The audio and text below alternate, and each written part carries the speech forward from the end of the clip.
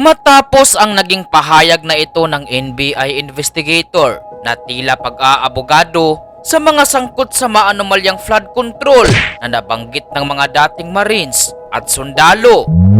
Just to make it clear, no? I just want to respond to the allegation earlier that we're investigating a non-crime. That's not true po.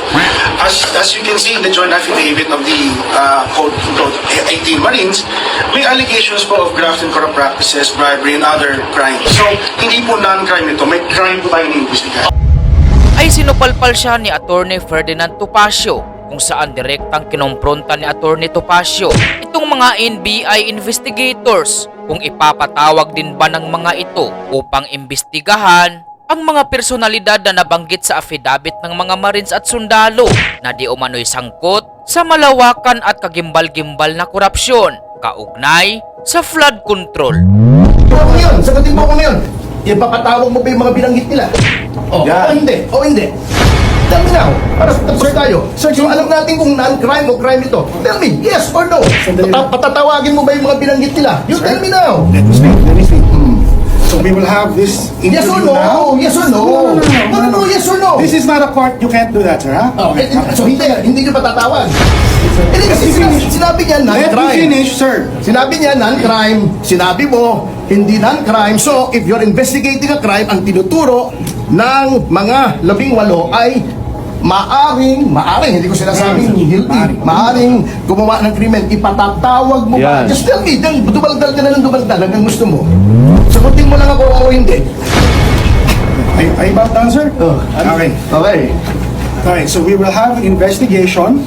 If the evidence points to them, if there's sufficient evidence, then we will do so. Ipapatawag din po namin sila.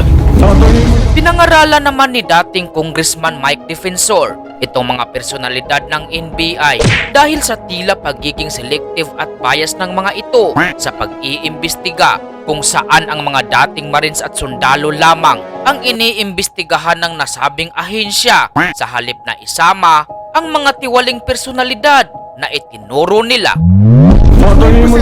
I was going to mention that. If you want to establish the identities of the Marines, including myself and my wife, Attorney Levy already stated the IDs were given downstairs and you can verify, and the serial numbers are with him. So, what I'm saying is, if the identities is the one that you want to establish, then that's it. That's why I'm saying it's a non-crime. Now, if it's a crime investigation, then you should call on those they pointed to. Kasi establish yung identity. Yun lang ang gusto nyo establish eh. So once you have established their identities, yung tinuro nila, patawag nyo rin. Now it becomes a crime. But if kung sila lang imbestigahan ninyo, then it's a biased, crime investigation of the people complaining.